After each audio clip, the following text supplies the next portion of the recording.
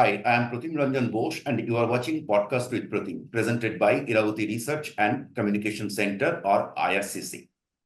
In this episode, we will discuss about the modernization of Indian Army, the ongoing agenda of manufacturing arms in India, and the steps to be taken to achieve this goal.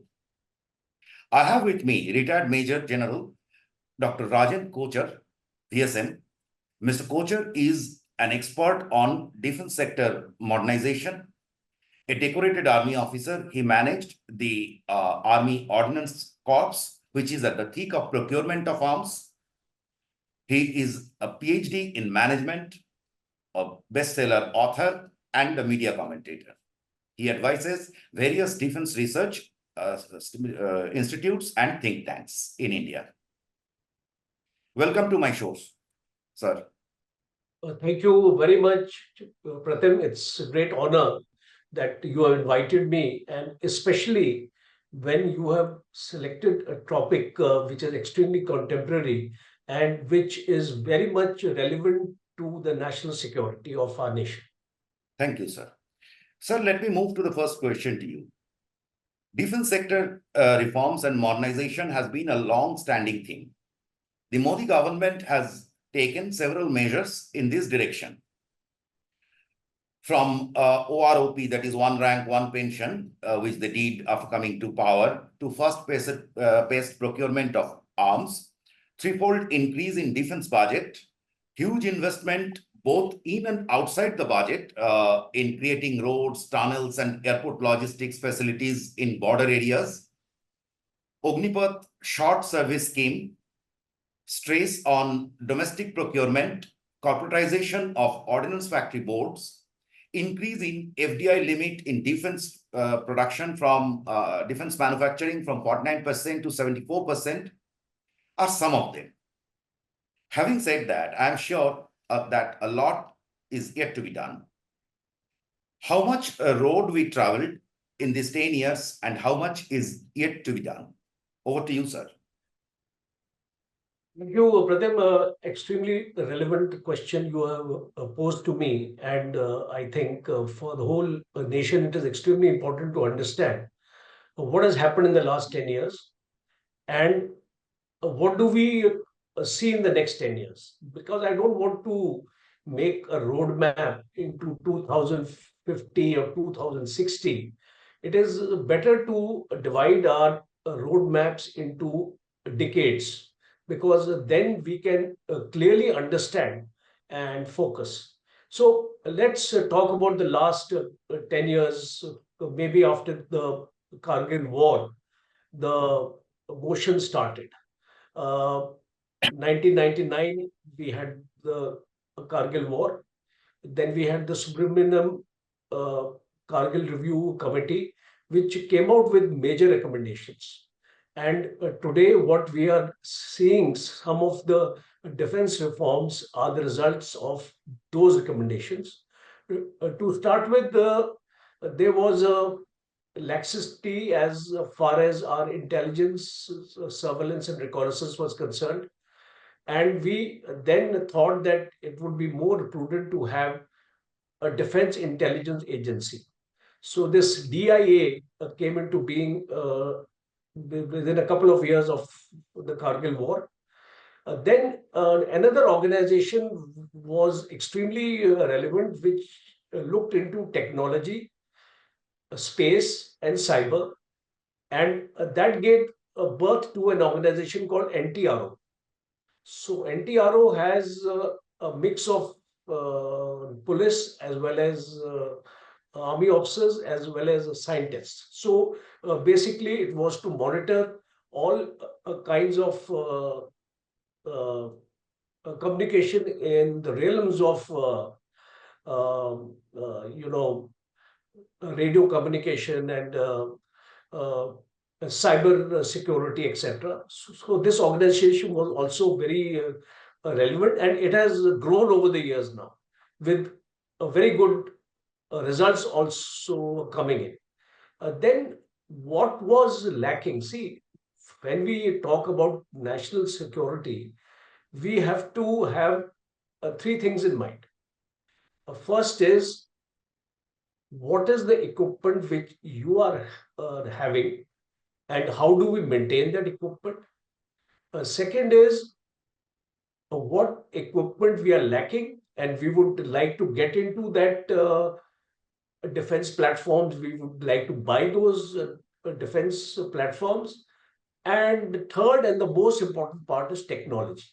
So if you divide the discussion into three parts, that what equipment we are having, are we able to maintain it? Are our processes and procedures viable? I will give you from my personal experience that uh, it took us almost 5 to 7 years to introduce any new equipment into service. And by the time that equipment came to us, the technology had changed. And This 5 to 7 years you are talking about, is it a general time frame or it was? no, it was earlier. I was talking of something which was happening earlier.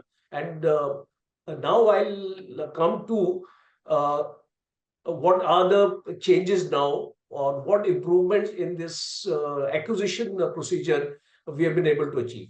So what used to happen is that, okay, I require a gun system. I want to actually buy a force gun. It will take me almost 5 to 8 years for that force gun to come into Indian Army. Then it will take another 2 3 years for us to get used to that equipment. There'll be trainings and etc. Everything going on. Uh, then we also have to grapple with the kind of ammunition which will require for that gun system. Can that ammunition be manufactured in the country, or we will have to import the ammunition also? So all these related things almost take us into a decade. So that used to be the state of the armed forces. And So then the then government, then scams were a yes, regular thing. And then and for of 20 course years those, you stop uh, procurement. yeah, yeah, scams are there. And then you say, okay, now it will not procure, things like that. So what the government realized was there needs a change in our thinking, a change in the way we do our acquisition of our defense platforms. So that gave birth to a Defense Acquisition Procedure 2020. So can you imagine how much time had elapsed? 1999 and 2020, we are coming with a defense acquisition procedure almost after 21 years. Now, with this procedure coming into place, what has changed? Uh, Firstly, is that we have a facility of a fast track procurement from government to government. For example, if I need a platform, like in China, I needed light howitzers. I was able to get this equipment in about 2 to 3 months' time. So now you see the change, 10 years and 3 months, because you introduced a system called fast track procurement, and you gave the powers to the vice chief of the Indian Army up to 2000 crores. So you reduce that red tapeism, the bureaucracy, the procedures, and all those time consuming aspects. And this equipment is already tried and tested. It is a part of the US Army, and it is being used by them in every platform. So there is no need to carry out trials in our own country, because it's already tested. But the procedure used to lay down that it will have a test, it will have trials, a pilot sample will be made, and then all the related aspects will be there, and the bureaucracy will keep the file shuttling from one table to another. It used to take almost 2 years to get acceptance of necessity. Can you imagine? Getting an acceptance of necessity used to take almost 2 years. So it was a thing which First, while needed pushing within the defense establishment, then yes, between defense and the a government, radical change. and then the Yes. finance ministry comes in and says that no, no, it is beyond our budget. Uh, so a radical change was required. So this acquisition procedure 2020 came in, and last week I was delivering a talk in DRDO, and the uh, the managing head of the Defense Technology Department of DRDO gave me a very welcome news. He told me, sir, we are we have already amended also this defense acquisition procedure 2020 when we got a feedback from the environment that it required tweaking at certain places. So what has happened now is the procurement cycle has been cut short. One. Two, the trials and evaluation period, which used to stretch to almost 18 months to 24 months, has been cut down to 3 months. And a chapter on strategic partnerships has been introduced. This strategic partnership gives you a leeway that you can engage with any original equipment manufacturer in the world, provided you are able to indigenously manufacture 50% of that parts of the equipment in India, and 50% you can import. So we came to a clause called IDDM, indigenous design and developed and manufactured. So this IDDM clause was uh, it was uh, as you call in Hindi, एक तीर से दो निशाने. That means we were able to encourage Make in India because 50% of those items would be manufactured in the country. The transfer of technology would be obtained from the OEM to manufacture those items in the country. And the second aspect was that we still were able to import our requirements because we felt that it will take time for the defense ecosystem to actually develop in our country in terms of price management, in terms of quality control, and in terms of manufacturing capacity. So three things were extremely important. The numbers we are able to manufacture, the time taken to manufacture, the cost involved in manufacture, and the quality required. So we are able to today,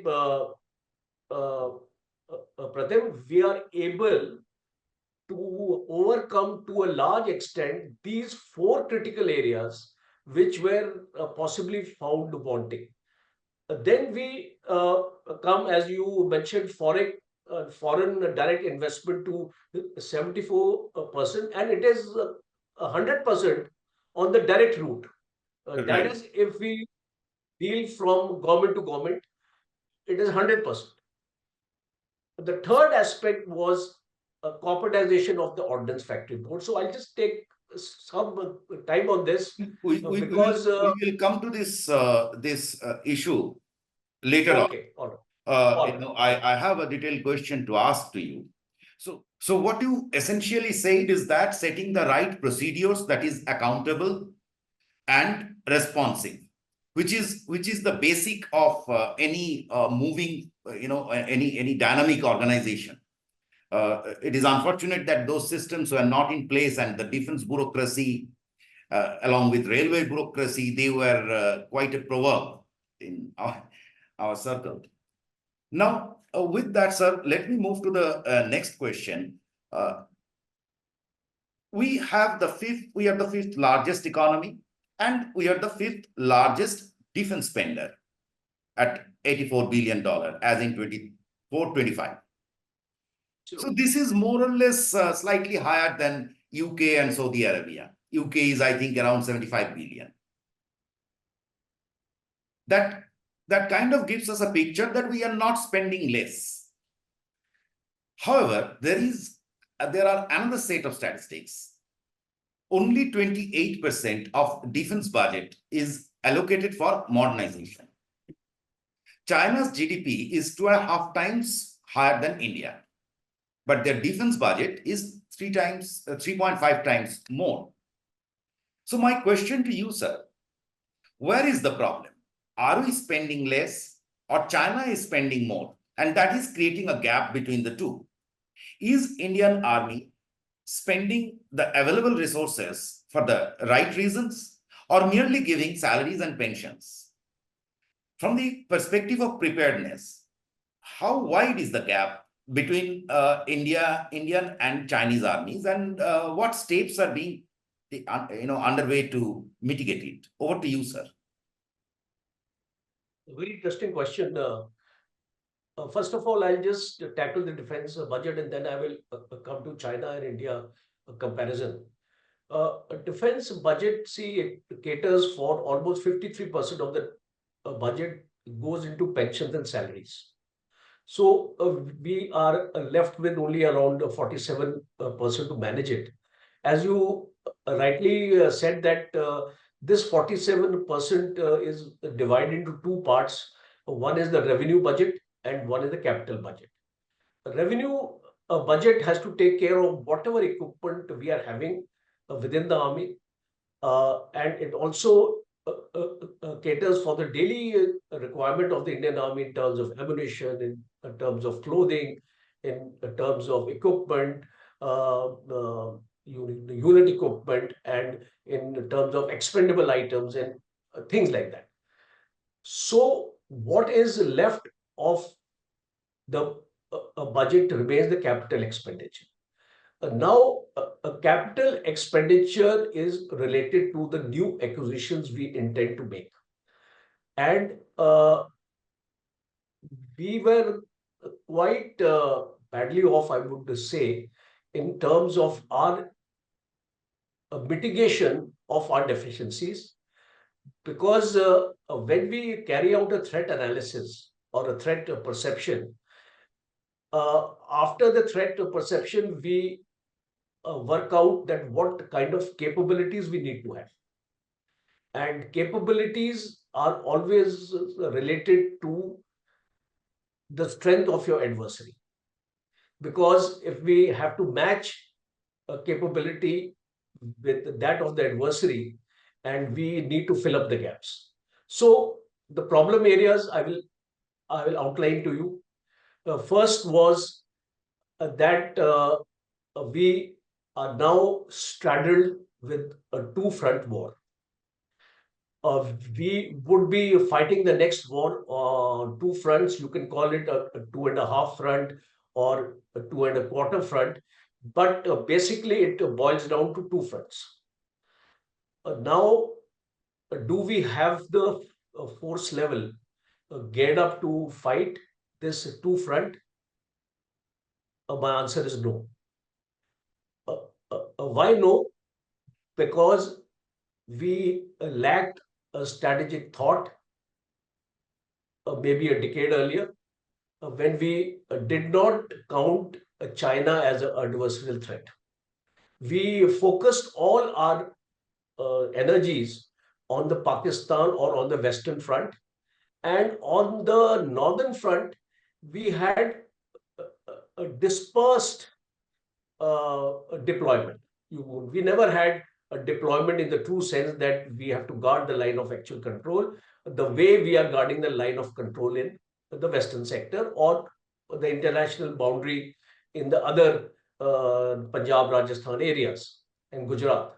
So the realization came that we needed to fill up these gaps. But these gaps can only be filled in if you have the budget. If you have the budget allocated to you. Today, if the government has to look at all spheres, it has to look at health, it has to look at education, it has to look at infrastructure, it has to look at railways, it has to look at your sports, and it has to look at your paramilitary forces also as well as the defense. So in whatever manner the government has to do this juggling, it would need prioritization on the part of the government to see that are you allocating the right kind of money which the defense needs? My assessment is that today our armed forces need 3% of the GDP on a regular basis to make up our existing deficiencies and to add teeth to the forces. But we are getting in the region of around 1.7 to 1.8% of the GDP. I think it is So around that 1.9% of the GDP. And if you leave yeah, now pension out, then it is yes, yes, 1.5% of the GDP. yeah. So if you leave the pension out, you are only 1.5, and at least you have to go to 2.5. So in our roadmap, what we make for the next 10 years, this has to be the start point. See, no capability can be built without money. You Right. can have Make in India, you can have Atmanirbhar Bharat, but if you don't have the funds to you manufacture an item, you will be lacking. Second aspect is your manufacturing sector. Today, your manufacturing sector contributes only 15% of your GDP. Mhm. Okay, now I'll compare with China. Mhm. You know why I'm talking that China is 3 times ahead of us, or 3 times more they're able to spend, because they have the defense ecosystem in their own country. They are not exporting, uh, are not importing, and more important item, Pritam, you are going to make your budget at least twice or thrice. An imported item always will cost you more than an item which you will be able to manufacture in your own country. And that is why China, if you see that if it is 3 times their our Indian budget, you can see that China is nowhere in the list of the top importers of arms in the world, because China is manufacturing themselves. I, So I think the problem with imports is two front. One is the availability. You have to be at someone else's mercy, whether he sells it to you or not. Like F-16 aircrafts, whether US will sail or not. We saw that India was trying a deal with France on a nuclear submarine, and it didn't come. Okay. So that is one side of the story. The other side, what you are saying is, is that it is cheaper, which saves you the money from the defense budget for more productive things. That is what you are essentially saying. yeah, I'll just give you a small example. We spend on a yearly basis 8,000 crores on our requirement of ammunition. Uh, Earlier, 24% of the ammunition used to be imported. Today, I have got an accurate figure which the Russia Mantri has given. The import of ammunition has been reduced to 5 to 10%. Now, another statement has come from the Raksha Mantri that from 2025 or 26, no ammunition is going to be imported. Did it save money? Yes, okay. Now I will come to the money factor. There are 9 companies today.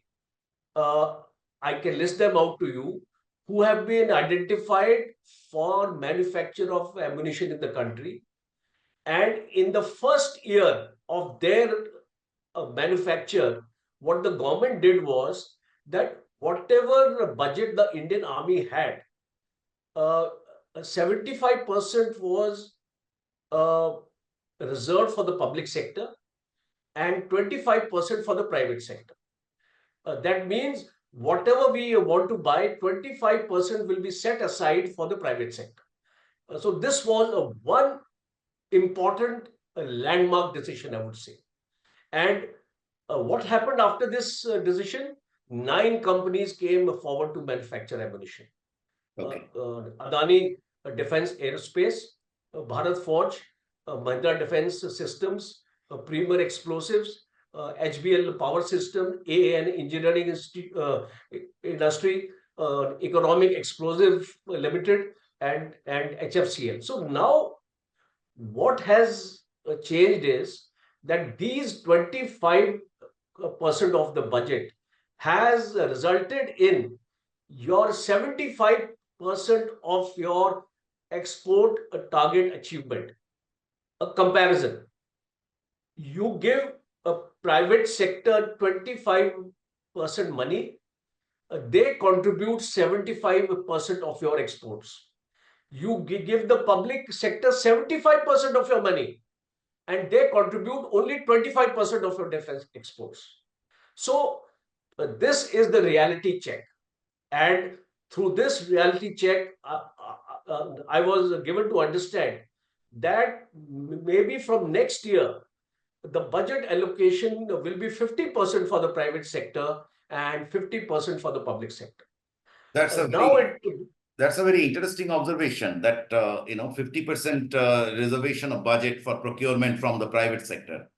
I think we will come back to this question again. We are entering the manufacturing side ecosystem story. Now, my first question to you is about the ecosystem that we had. If we call it ecosystem, we had a sprawling ordnance factory board factories, 40 odd of them. And these, they are having a huge amount of manpower. I think it is over 81,000. The question to you is, sir, do they produce cutting edge guns, ammunitions, or it's just a white elephant? We have corporatized them. But what next? A corporatization doesn't mean anything. They have a secured budget so that they will sell as a public sector, they will get that advantage. But what kind of products are they selling? Do we need a serious look at this area? Because ultimately, as we said previously, that money matters. Over to you, sir. Good question. I'll just give my views on this. Corporatization has happened on 1st October 2021. So we can say almost completing 3 years. The hand-holding, the government said that it will do hand-holding for 3 years.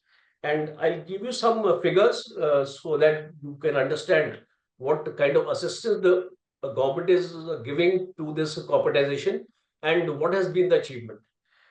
2,953 crores released as equity for these 3 years, 6,270 crores for the capital expenditure up to 2026-27, 3,750 crores for an emergency authorization fund.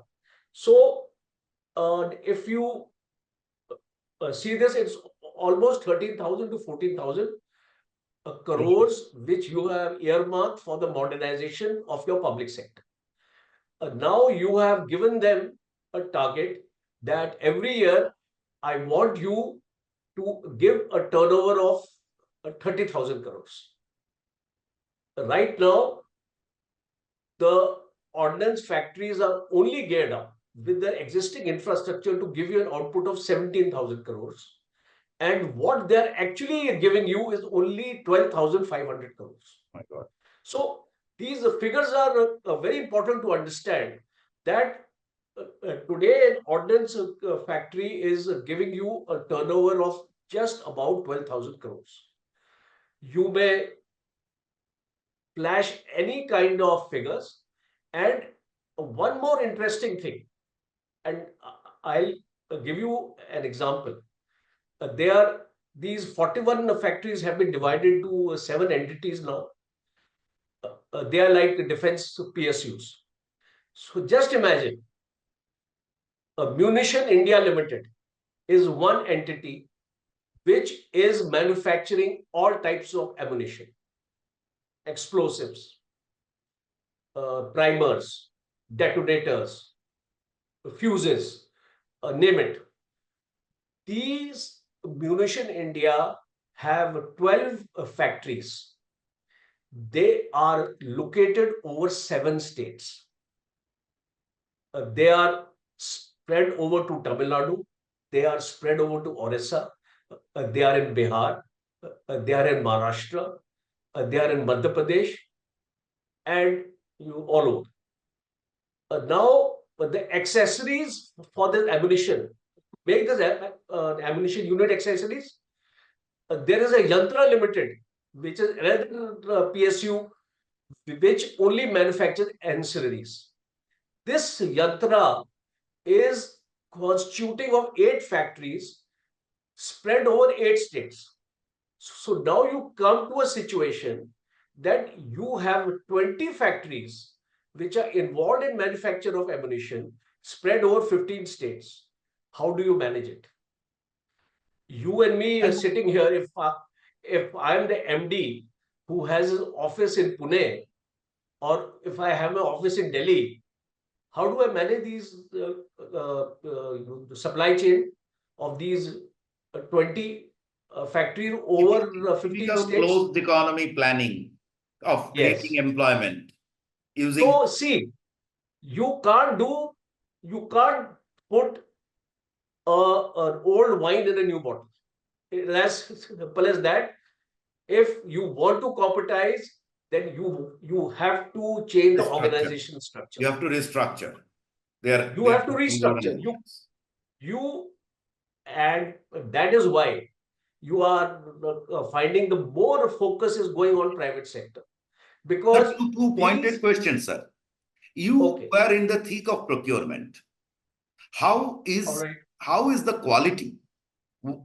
Where do they stand in global standard? Where do they does Indian private sector stand? Indian private sector is exporting, so we can assume that they have certain capacity, eligibility. But what is the quality of OFB production? And secondly, do you suggest disinvestment? Should we keep with this? Go on with these 7 companies PSUs, or should we go for some kind of disinvestment? Why should the government have to invest money in this? In any case, PSU model, I personally don't subscribe. Okay, you see, there are two sides to this coin, because if we privatize everything, then the government loses control. Actually, basically, this is a strategic sector, and in any strategic sector, the government needs to exercise total control. So, when the control is not there with you, you will find that you will have a problem in you meeting your requirements and your targets. The second aspect is that you cannot wish away the public sector today, because they are, apart from these 7 PSUs, there are 8 more PSUs which are defense PSUs. So they are a total of 15, and prominent among them is Hindustan Aeronautics Limited, Bharat Electronics Limited, uh, Bharat Earth Movers Limited, and a number of them, I think Bharat BHEL Dynamics also Limited, does some. In the past, there and was your HEC and etc. BrahMos BrahMos Yeah, you Aerospace Limited. So see, they all these missiles and all these things, we can't actually give them to the private sector because it will actually create a problem. So we have to strike a balance. So we have to decide what are those items out of our core elements which our ammunition factories, public sector, are not able to give the right quality or the right price and the right I quantity. mean, let us So put it this way. I mean, say ammunition, it is a lower of the pyramid stuff, so it can easily go to the private sector.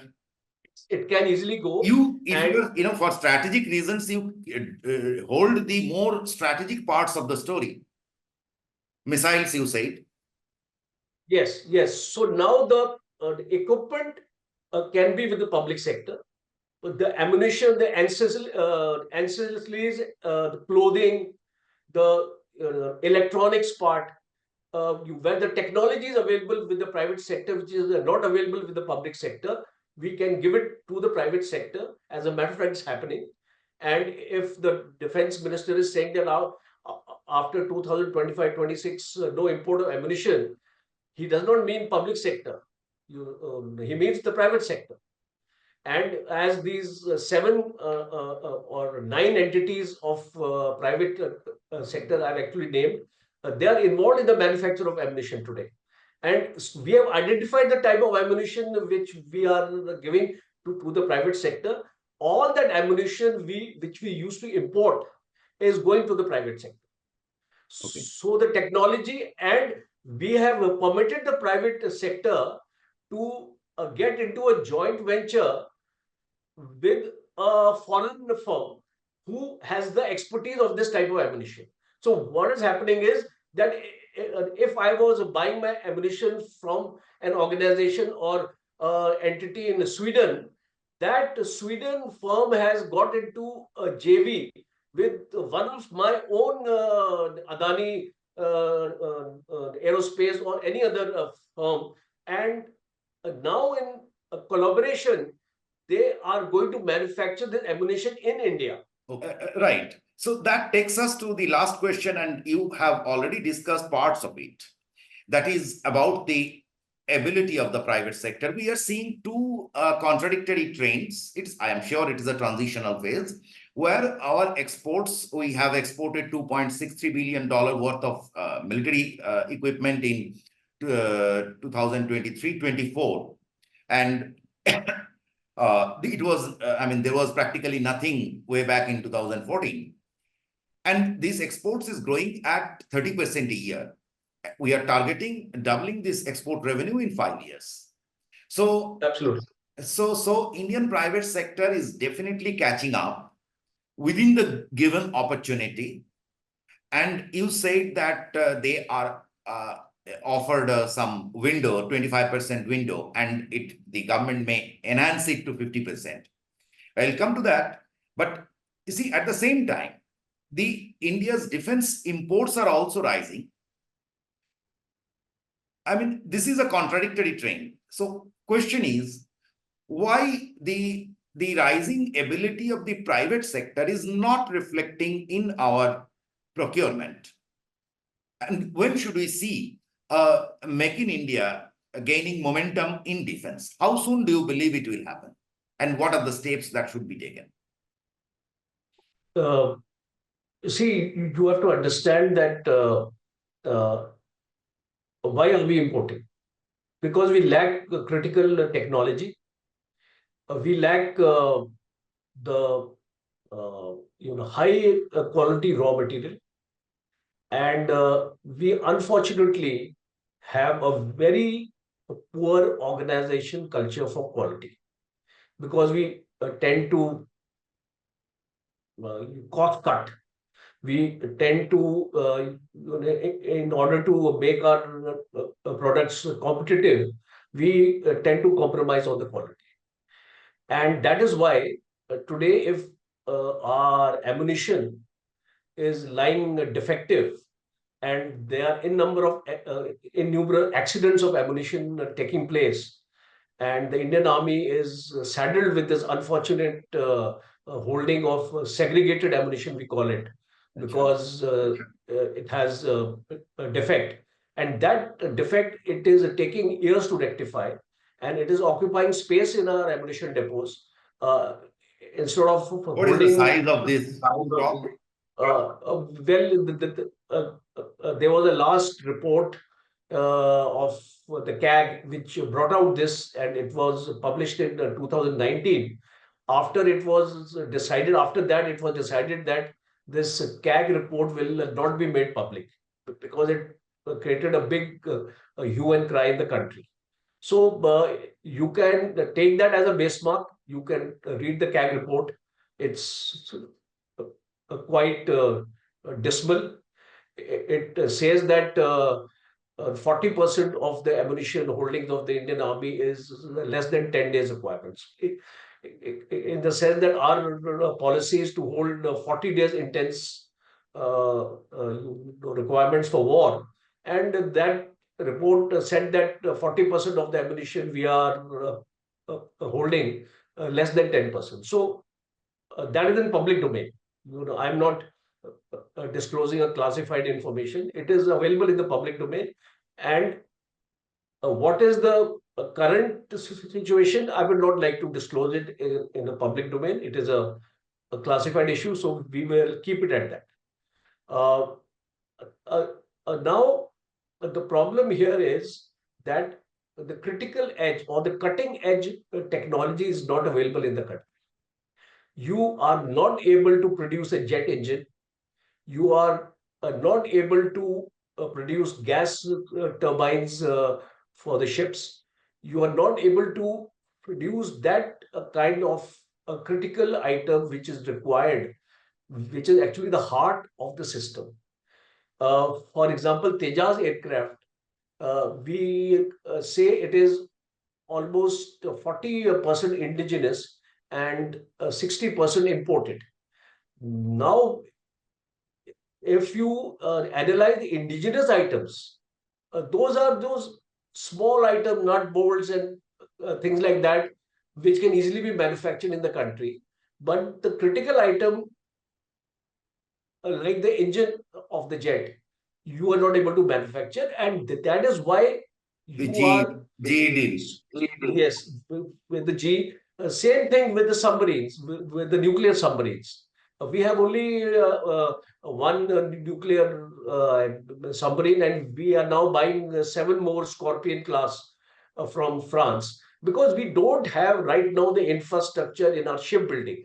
Our shipbuilding is fairly good. I don't say that it's bad, but it hasn't reached the level where you can do everything yourself. The way China is doing. Uh, China is able to build an aircraft carrier in 4 years' time. Can you imagine? Can we do it? How So, long do we take? so We it built is our a first long. one. It will take, I can tell you, Pritam, another 20-25 years for India to reach at any stage of saying Atmanirbharta has been achieved. And Atmanirbharta does not mean 100% because no country is an island by itself. I actually say this. No country is an island by itself. We have to depend upon others. But if we are able to manufacture the critical components in the country, like, for example, the semiconductor chip, now this factory is coming up in Gujarat. Why it has taken 30 years for us to realize that we need to manufacture semiconductors in India? So, a beginning has been made. And therefore, in times to come, when these semiconductors are going to be manufactured in the country, because a semiconductor is used in every machinery today. You can take it That's from a the car heart or lungs or to a liver system. of modern Yes, technology. yes, modern technology. So you defense forces also need semiconductors for its equipment. So if this industry is Let us coming into let India, us let us let us just put it. Let me put it a little more easier way. We have just I just read reports of AK-203 rifles, the first batch being delivered or something. It is yes, yes, I right read an at this article moment. also. I think it is mostly assembled in India, but they have a plan to manufacture full. I mean, indigenize in India. Absolutely, absolutely, So ammunitions are going to be 100% India made from absolutely. next year or Yes, this year. Then, the next year. okay, when will all the rifles be India made? So there are four companies. If you have read my article, which has been published on AK-203, there are four companies which have been identified for manufacture of assault rifle, uh, which are Indian based, and they are collaborating with others on the IDDM concept. Second, this AK-203 has been given a mandate to produce 7.5 lakh rifles in the next 3 years. The Indian Army requirement of the assault rifle is around 10 lakhs rifle. So, over a period of time, this 5.56 rifle which the Indian Army has today, almost 8 lakhs of these rifles are held in the Indian Army.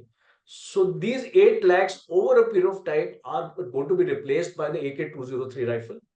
And AK-203 will be the standard rifle of the Indian Army. So we see a 25% indigenization as on date, but it is going to increase with time. And let me assure you, next 5 years, I visualize the entire replacement of the assault rifle of the Indian Army 5.56 in SARS with AK-203 will take place. And for specialized operations, for the special forces, we need even a better rifle. So we are so far using the Tavor rifle from Israel with the special forces, and we will continue to procure the best of equipment if we are not even able to manufacture for our special forces, because the special forces is something in the Indian Army which is the cutting edge, which is are the best. We actually call it the best we have in the forge, and therefore we need to give it the best.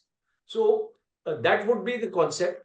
The special forces will get its own set of rifles, and the rest of the Indian Army will get AK-203, and I'm sure it's going to happen in the next 5 years. So there is, I read read somewhere your piece.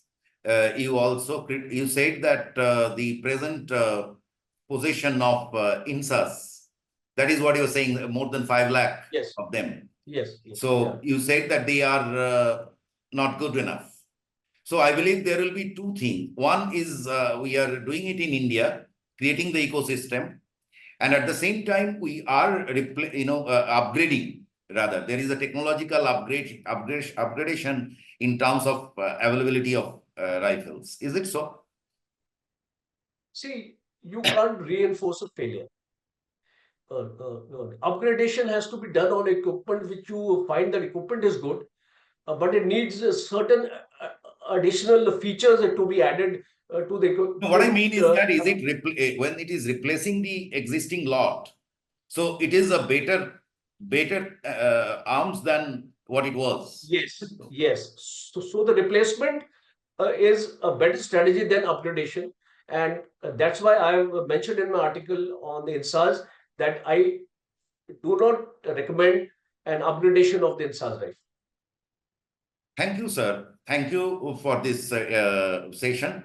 I think we got a the audience should get a fairly good idea about how things move and how the history catches up with you. If you are not updating with time, if you're not investing, taking the right decisions today, they impact you 10 years later, 15 years later. So essentially, what I got is that, we are trying to catch up with the lost time, the lost opportunities, and it will take us its own due time and effort. It is not going to come overnight. Thank you, sir. Thank you once again for being my guest. Thank you very much, Pritam. It was a pleasure to be on your show. Jai Hind.